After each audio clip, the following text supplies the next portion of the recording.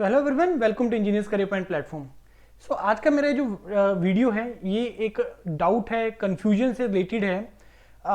Himachal Pradesh public service commission में जो assistant engineer के भी रिसेंटली एग्जाम्स हुए हैं, जैसे एक जल शक्ति विभाग का एग्जाम हुआ है, उससे पहले हिमूडा के एग्जाम हुआ है।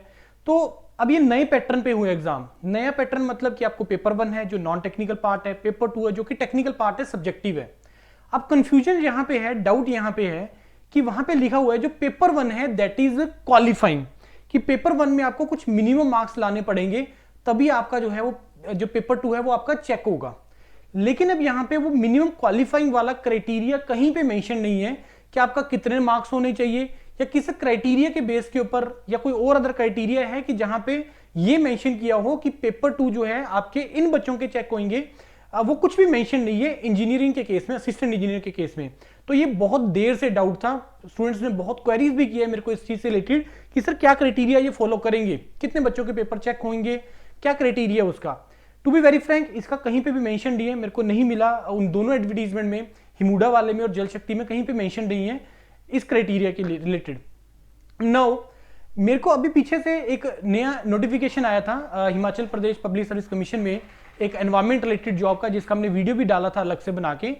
उसमें इस चीज के बारे में थोड़ा सा मेंशन है कि किन बच्चों का जो है वो पेपर 2 चेक होगा, उसका क्राइटेरिया यहाँ पे मेंशन है। तो मेरे को ये लगता है कि ये एक क्राइटेरिया हो सकता है जो असिस्टेंट इंजीनियर के हिमूडा और जल शक्ति विभाग के एग्जाम में भी फॉलो होना चाहिए, क्योंकि सेम लेवल ऑफ पोस्ट है, सेम पैटर्न पे एग्जाम हो रहा है, तो ये क्राइटेरिया होना चाहिए। तो मैं इस एडवर्टीजमेंट को मैंने ओपन किया है। अब मैं यहाँ पे इसमें दिखाता हूं कि ये किस क्राइटेरिया को फॉलो करेंगे। अब डाउट आता है कि सर 50 क्वेश्चन उसमें आए थे, 100 मार्क्स का वो पेपर था, तो मिनिमम मेरे को कितने नंबर उसमें रिक्वायर्ड है सो दैट कि मेरा पेपर 2 चेक हो। अब उसका क्या क्राइटेरिया है, ये जो वैकेंसी आया था दिस इज एडवर्टीजमेंट नंबर, ये दिसंबर में आया था। ये था आपका एनवायरमेंट ऑफिसर का class 1 gazetted in the department of environment science technology and climate change. अब यहां पे इसमें यहां पे मेंशन्ड है कि आपको किस क्राइटेरिया पे जो है वो आपका पेपर 2 चेक होगा। देखो यहां पे भी क्राइटेरिया वही है, पेपर 1 सीबीटी होगा, 100 मार्क्स का होगा, वही सेम यहां पे टॉपिक्स मेंशन्ड है। पेपर 2 आपका टेक्निकल होगा, क्लियरली मेंशन्ड है, राइट। उसके बाद यहां पे क्राइटेरिया यहां पे मेंशन किया हुआ है। So this is the criteria, number of vacancies if it is up to 25, अगर 25 तक आपकी नंबर ऑफ वैकेंसीज है तो number of answer sheets to be evaluated 20 times the number of vacancies advertised. अब इसको मेरे को लग रहा है यही पैटर्न जो वो फॉलो करना चाहिए, क्योंकि नॉर्मली ऐसे केसेस में पैटर्न सेम फॉलो होता है। हरियाणा में जैसे जो आपका स्क्रीनिंग टेस्ट के बाद मेंस होता है तो 4 टाइम्स जाते हैं, इंटरव्यू में 2 टाइम्स जाते हैं। यहां पे इन्होंने मेंशन किया है 20 times the number of vacancies. अब हिमूडा के अंदर, जल शक्ति विभाग के अंदर, सॉरी हिमूडा के अंदर सिविल की आई थिंक 4 वैकेंसीज थी, कैटेगरी वाइज किसी में 1 थी, किसी में 2 थी, किसी में 1 थी, इस तरीके से। तो 20 टाइम्स मतलब 20 मल्टीप्लाई बाय 4 तो 80 नंबर ऑफ कॉपीज चेक होगा।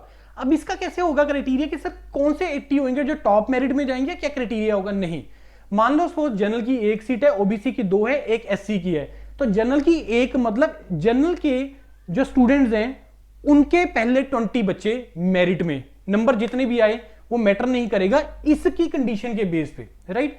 अब अगर जो भी मेरे इस वीडियो को देख रहे हैं, अगर आप लोगों को इसमें कुछ चेंज लगता है या डिफरेंट लगता है तो आप कमेंट बॉक्स में बता दीजिएगा, सो दैट कि हम आगे स्टूडेंट्स को जो है वो नोटिफाई कर सकें कि ये इसका एग्जैक्ट जो है। लेकिन मेरे को लग रहा है, मैं जैसे फिर से भी बोल रहा हूं कि इसके बेस पे मैं आपको बता रहा हूं कि ये इसका क्राइटेरिया होना चाहिए असिस्टेंट इंजीनियर के केस में। अब अगर जनरल का 1 वैकेंसी है तो जनरल के स्टूडेंट्स को अलग कर लिया जाएगा, तो जो टॉप के 20 स्टूडेंट्स होंगे उनका शीट चेक होगा। ओबीसी की मान लो 2 है तो 40 स्टूडेंट, ओबीसी के 40 स्टूडेंट लिए जाएंगे और उसका पेपर चेक होगा। अब यहां पे ये नहीं देखा जाएगा कि अगर ओबीसी वाले के मार्क्स ज्यादा आ गए तो वो जनरल में चला जाएगा, वो क्राइटेरिया स्क्रीनिंग के केस में एप्लीकेबल नहीं होता है। हरियाणा में भी ये पैटर्न फॉलो होता है, लेकिन डेफिनेटली यस, जब एंड में मेरिट बनेगा तो उसमें अगर ओबीसी के मार्क्स जनरल से ज्यादा चले जाए तो उस केस में वो जनरल में काउंट हो जाएगा। अदरवाइज इन टाइप की स्क्रीनिंग के लिए ऐसा एप्लीकेबल नहीं होता है।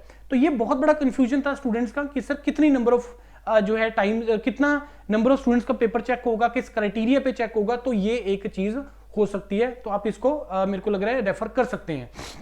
बाकी अगेन इसके अलावा अगर आपको लगता है कि कोई डिफरेंट है तो आप प्लीज कमेंट बॉक्स में बता दीजिएगा या मेरे को डायरेक्टली कॉल भी कर सकते हैं। बाकी इसके अलावा फॉर हिमाचल रिक्रूटमेंट और अदर स्टेट जेईई एग्जामिनेशन या SSC JE, RRB JE, public sector job के लिए या गेट एग्जामिनेशन के लिए, if you want to prepare with India's best faculties in Chandigarh region, online offline, you can fill the Google form which is available in the description of the video. You will get the best quality and you will get the best results. अभी पंजाब में recently result आया तो more than 20 selections हुए हैं, हरियाणा में आया बहुत selection, उस Jammu Kashmir sufficient number of selections हैं. So you can join the best team of mentors in Chandigarh और online. Thank you and all the best.